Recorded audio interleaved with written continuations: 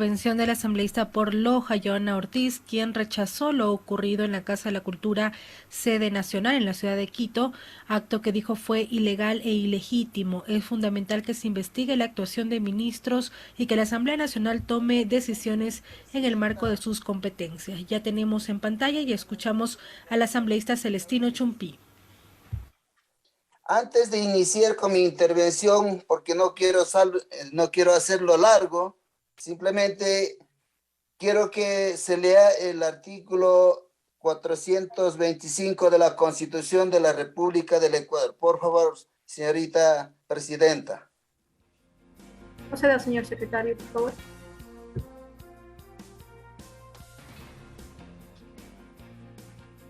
Con su autorización, Presidenta, damos lectura al artículo 425 de la Constitución de la República. Artículo 425. El orden jerárquico de aplicación de las normas será el siguiente: la Constitución, los tratados y convenios internacionales, las leyes orgánicas, las leyes ordinarias, las normas regionales y las ordenanzas distritales, los decretos y reglamentos, las ordenanzas, los acuerdos y las resoluciones y los demás actos y decisiones de los poderes públicos. En caso de conflicto entre normas de distinta jerarquía, la Corte Constitucional, las juezas y jueces, autoridades administrativas y servidoras y servidores públicos lo resolverán mediante la aplicación de la norma jerárquica superior. La jerarquía normativa considerará en lo que corresponde el principio de competencia, en especial la titularidad de las competencias exclusivas de los gobiernos autónomos descentralizados. Hasta ahí el artículo 425. Muchas gracias, señora presidenta, colegas legisladores. Hago que se lea el artículo 425 porque en el Ecuador el orden jerárquico de las aplicaciones de las leyes en el Ecuador, en el país, está por encima de la Constitución. Como bien se escuchó la intervención de los dos ministros de Estado, tanto del ministro del Interior como también del ministro de Defensa Nacional, cuando el señor ministro de Defensa Nacional claramente manifestó sobre las atribuciones y deberes del presidente de la República, claramente manifestó el artículo 147, numeral 16, que dice, o mejor dicho, el ministro dijo clarito, ejercer la máxima autoridad de las Fuerzas Armadas, es decir, que el señor presidente de la República es la máxima autoridad de las Fuerzas Armadas y de la Policía Nacional. Sobre los hechos acontecidos, en realidad no vivimos en un Estado constitucional de derechos y justicia social, tal como pregona el artículo 1 de la Constitución de la República del Ecuador, sino vivimos en un estado de hecho, en un estado de violencia, un estado de intimidación, un estado en donde no existe seguridad, donde existe la delincuencia, la violencia. Yo diría sin temor a equivocarme, el hecho de que la fuerza pública utiliza armas en contra de un pueblo desarmado es un delincuente, porque así dice claramente las normas constitucionales. Vivimos en el Ecuador, dice, en un estado de derechos y justicia social. No existe ese tal estado de derechos.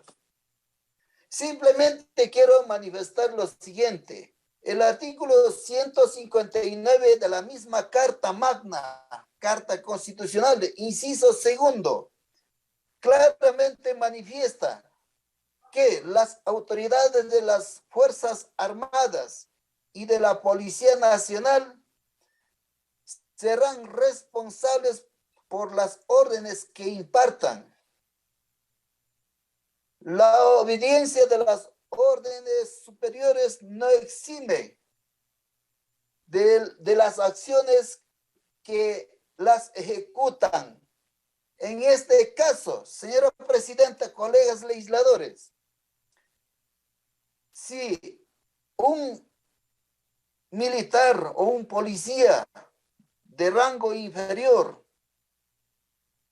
por cumplir órdenes de una autoridad, sean de estas, de las Fuerzas Armadas, como también de la Policía Nacional.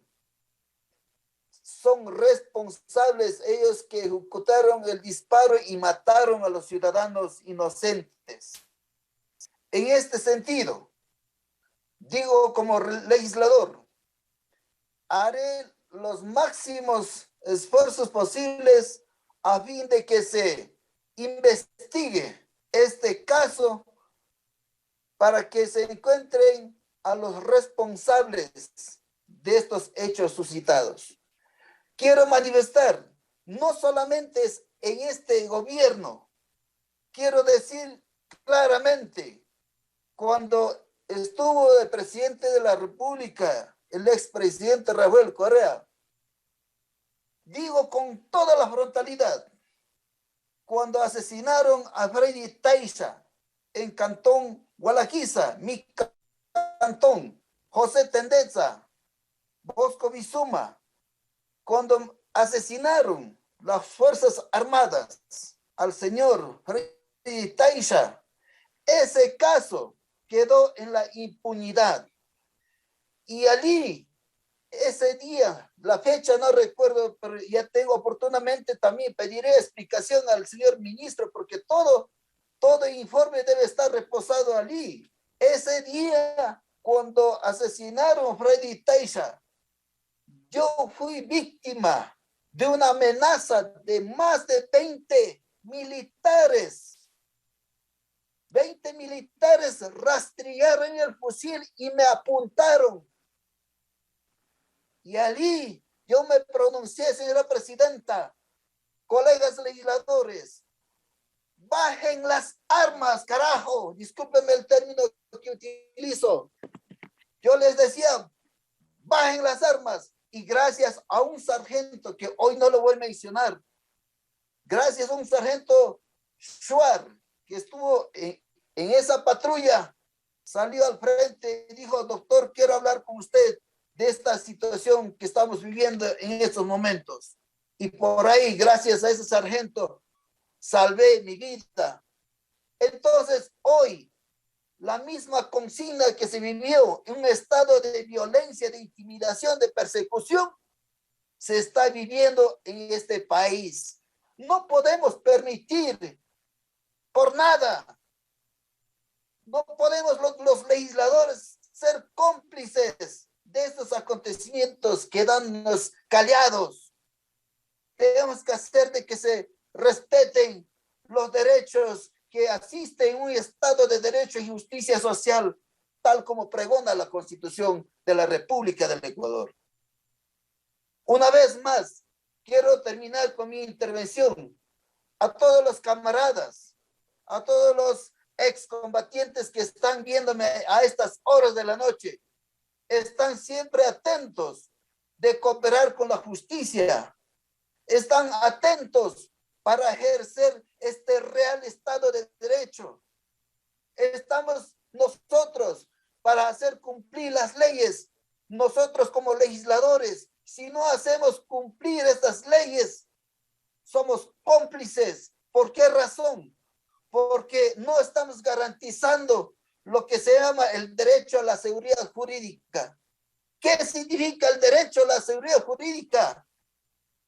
Los juristas claramente saben, el derecho a la seguridad jurídica se fundamenta en el respeto a la Constitución y en la existencia de normas claras, previas, públicas y aplicadas por las autoridades competentes. Eso dice la seguridad jurídica, el artículo 82 de la Constitución de la República.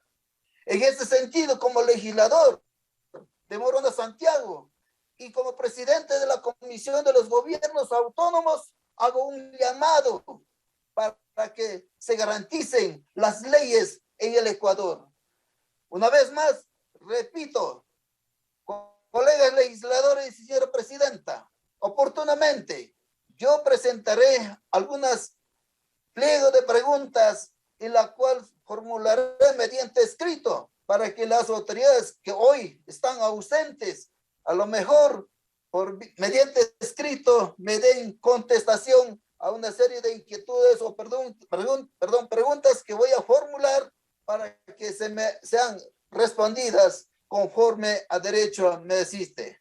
Muchas gracias, colegas legisladores y señora presidenta. Buenas noches, ecuatorianos. Gracias, asambleísta Celestino Chumpi. Tiene la palabra el asambleísta Coms Córdoba.